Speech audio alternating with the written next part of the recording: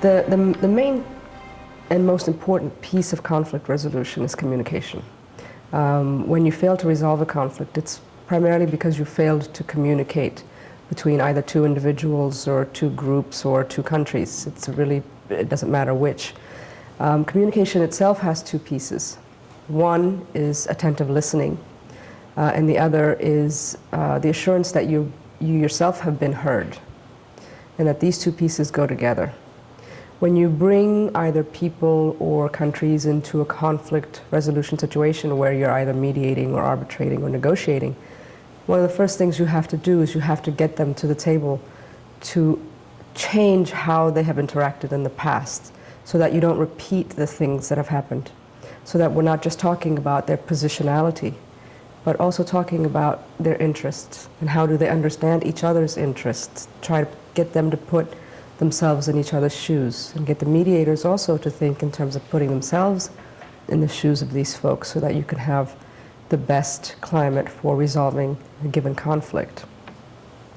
The number one problem around conflict, besides miscommunication, the key at the heart of miscommunication is perception.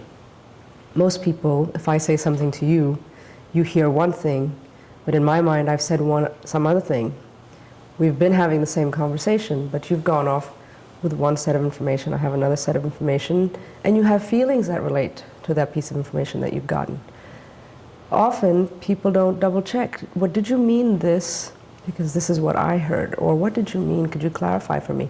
They go off with this perception, and a conflict starts. They may feel attacked, they may feel undermined, or whatever else. And one of the things you have to do is clarify with one another. Is this what I heard? You can go away, get confused, and come back and say, is this what you meant? Because this is what I heard. Very often, you can nip the bud of conflict at that point by making sure that everybody's on the same page. I think habits are really hard to break. People were not necessarily trained well how to communicate. We have ways of listening and ways of talking. Particularly, I think in American society, the talker, the one who's more discursive, gets a lot more of the space. And talkers, with all due respect, don't tend to be listeners. And so if a lot of people are talkers, then you have a situation of confusion, of misunderstanding very often. We're also not comfortable trying to say, look, I don't think I understood this. And this is how it has to be framed. It can't be, you said something that confused me, or you said something that upset me. You have to put it on yourself. That's the other piece of how to deal with it. I don't think I understood you quite correctly. Or I may not have understood this. Or I heard this, is that what you meant? You have to put it on yourself. It requires commitment to a conversation.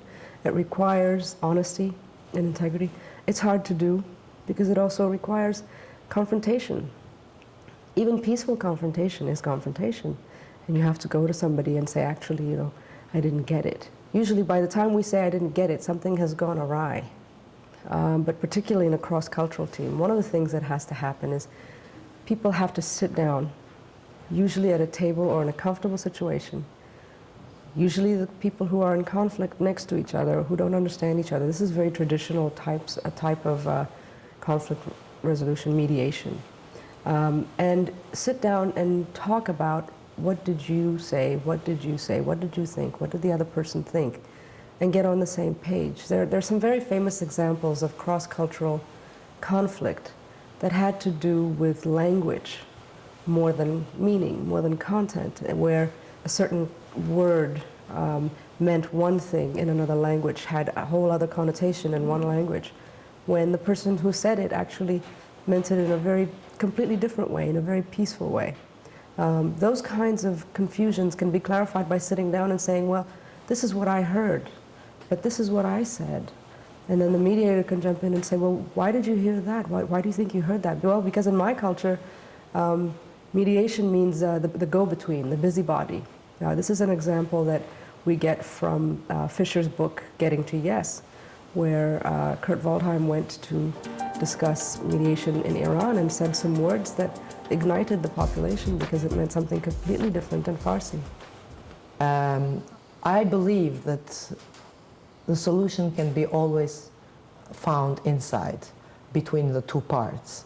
Involvement of the third part can be partially smoothing of the pain, and any third part would impair one or the other side.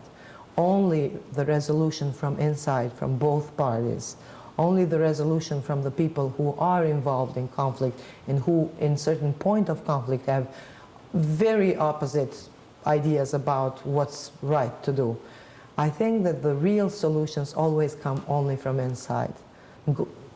Using this example into other terms, into an everyday work, maybe something very simple that appears in our office setting, which annoys us, can be a reason for a very major conflict, which can come after ignoring a certain thing which at the moment doesn't seem very important.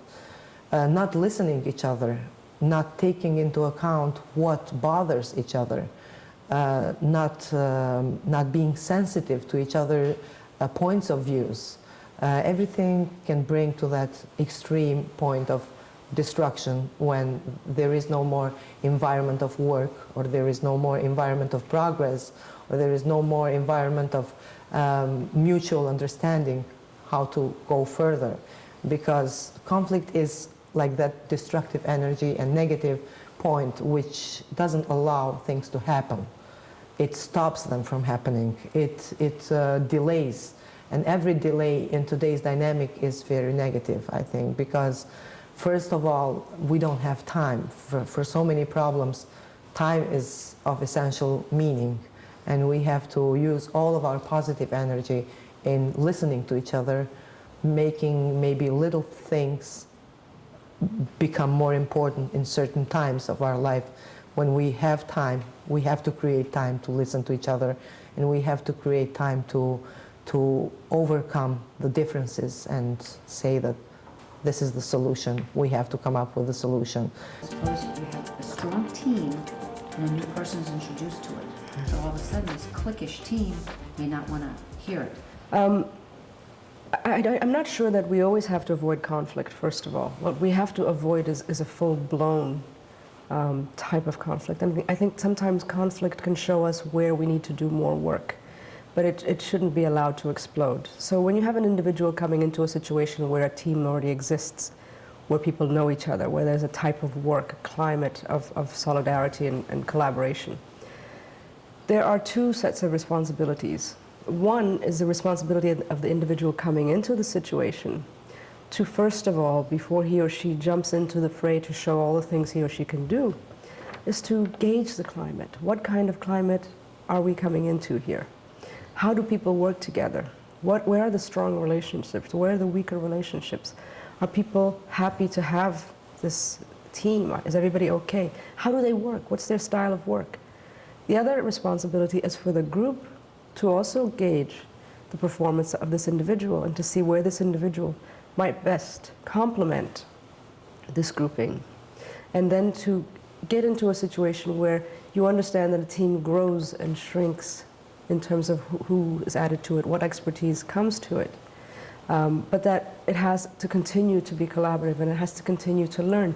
With every new person that comes into any grouping, be it a faculty in a college like Goucher, student body, an office, an intimate relationship, a family where there's a new member, anything, you have to first gauge each other. The key is to be open in that gauging. Not to presume because somebody looks a certain way or walks a certain way or carries themselves a certain way that that person is arrogant or stupid or whatever kind of adjective we can attach to it. We have to observe these people. Observation is what we do with our eyes and our intuition, and it's analogous to listening.